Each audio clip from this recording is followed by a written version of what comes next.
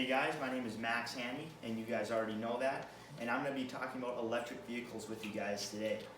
I'm an avid supporter of vehicles and vehicle communities, and prior to completing the research for this speech, I was also an advocate for electric vehicles as a whole.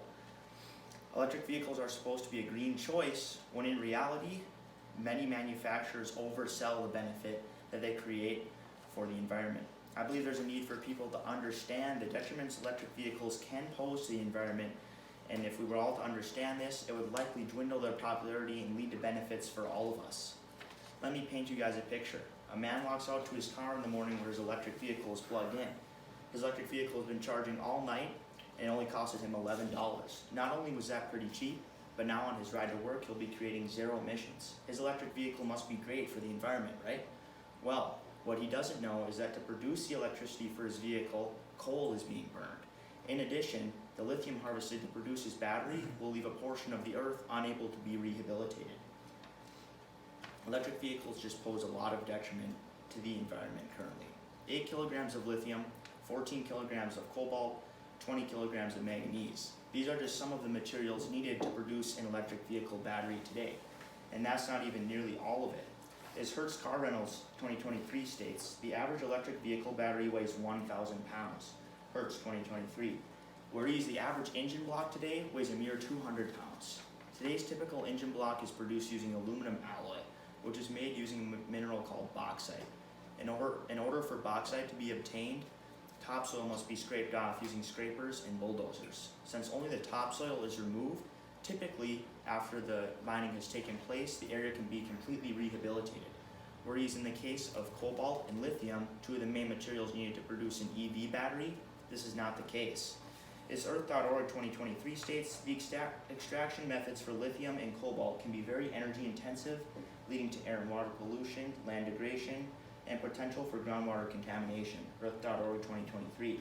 Not only is the process of mining actually worse for the environment, but the area also cannot be rehabilitated at all. As Mine Technology 2023 states, the carbon dioxide and other greenhouse emissions that come with the process of lithium mining, extraction, and overall production are worse for the climate than the production of fossil fuel powered vehicles. Mining Technology, October 30th, 2023.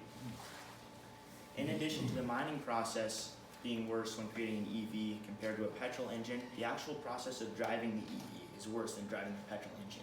Today, emissions are typically measured in grams of CO2 released into the air, and the typical petrol engine releases 404 grams of CO2 per mile it is driven. The average electric vehicle can drive 2.5 miles per kilowatt it is charged, and in order for a kilowatt to be charged, 1.14 pounds of coal must be burned. For every 1 pound of coal burned, 2.07p of CO2 is released into the air. If we know that 0.4 kilowatts are needed to travel a mile in an electric vehicle, we can multiply that by 1.14 pounds of coal to show us that 0.45 pounds of coal are burned per mile an electric vehicle travels.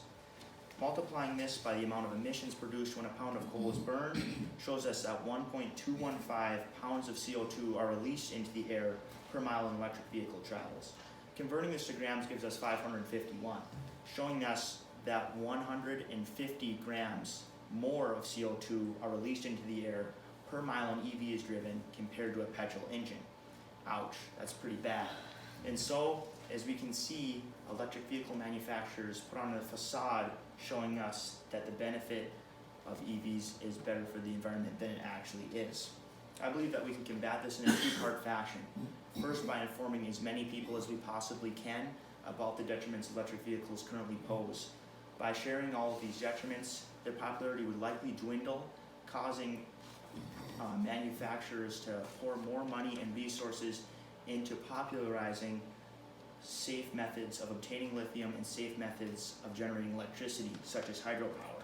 As Start Question 2023 states, customer feedback gives you the data that helps make business decisions.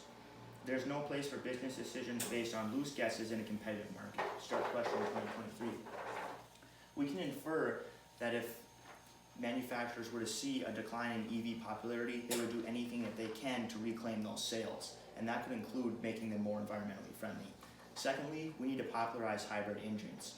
Hybrids are the perfect combination of the electric vehicle and the petrol engine, and they're better for the environment. As HowStuffWorks.com states, because hybrids have a second motor built that is electric, they produce less fuel than conventional cars and emit lower levels of greenhouse gases during operation. HowStuffWorks 2023. If we were able to do these two things successfully, it is undoubtable that we would receive many benefits. First off, in the environment. If electric vehicle popularity were to dwindle, as I previously stated, manufacturers would pour time and effort into making electric vehicles truly environmentally friendly. This, in turn, would likely create safe mining practices and safer practices of generating electricity, not just for EVs, but for homes.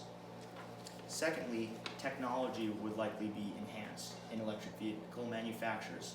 If they were to see a popularity dwindle in EVs, they would likely pour more R&D into creating better technology, not only in their EV models, but their petrol models as well, giving rise to new technology and better vehicles for all of us. And lastly, the petrol engine would undoubtedly become more advanced in the absence of EVs. Due to the popularity of EVs dwindling, everyone will be more focused on the petrol engine, giving us better petrol engines. And the petrol engine hasn't let us down yet. And as a wise man once said, if it ain't broke, don't fix it. And so, just because that guy I mentioned at the beginning of this speech didn't realize the detriment his electric vehicle poses to the environment, doesn't mean you guys need to follow suit. I encourage you guys to keep in mind the detriments electric vehicles pose to the environment and be willing to share these facts with other people.